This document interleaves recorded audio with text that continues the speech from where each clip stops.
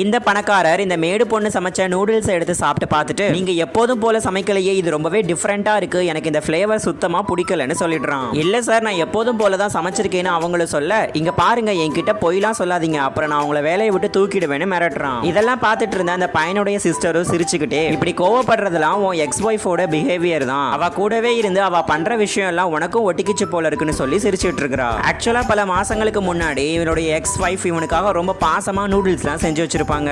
But இவன் தன்னுடைய X girl ஃப்ரெண்ட வீட்டுக்கு கூட்டிட்டு வந்து வச்சுட்டு அவனுடைய ஒய்ஃபையும் வேலைக்காரி மாதிரி ட்ரீட் பண்ணிட்டு இருக்கிறான். இந்த ஒய்ஃப் பொண்ணு அவனுக்காக ஆசையா கேக் வாங்கிட்டு வந்திருப்பா, அதையுமே கீழே தள்ளி விட்டு உடைச்சிடுறான். இவன் இப்படிலாம் பண்ற அழிச்சாட்டியங்கள் எல்லாத்துக்குமே அவனுடைய அம்மாவும் உடந்தையா தான் இருந்திருக்காங்க. அவங்களுமே இந்த ஒய்ஃப் பொண்ணை கல்யாணம் பண்ணாம கலட்டி விட்டுட்டு இந்த கேர்ள் ஃப்ரெண்ட் பொண்ணையாச்சும் உனக்கு கட்டி வச்சிருக்கலாம், தப்பு பண்ணிட்டேன்னு சொல்லி ரொம்பவே குத்தி காட்டி பேசிட்டு இருக்காங்க. இதனால இந்த ஒய்ஃப் பொண்ணு எனக்கு டைவர்ஸ் வேணும்னு சொல்லி கேட்க, டைவர்ஸ் அக்ரிமெண்ட் உன்னுடைய ரூம்ல தான் வச்சிருக்கேன், போய் எடுத்துக்கோன்னு சொல்றான். இந்த பையனுடைய சிஸ்டர் பொண்ணுமே அந்த வைஃப் பொண்ணுக்கு தான் சப்போர்ட் பண்ணி பேசிட்டு இருக்கா. ரூம்ல இருந்து டைவர்ஸ் அக்ரிமெண்ட் எடுத்துட்டு வந்து அவன் மூஞ்சிலேயே விட்டெறிறா.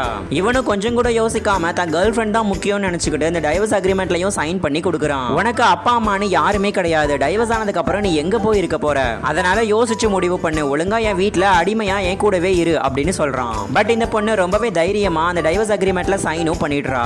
இவன் கல்யாணத்துல போட்டிருந்த வெட்டிங் ரிங்கையும் கலட்டி கீழே போட்டுடுறா.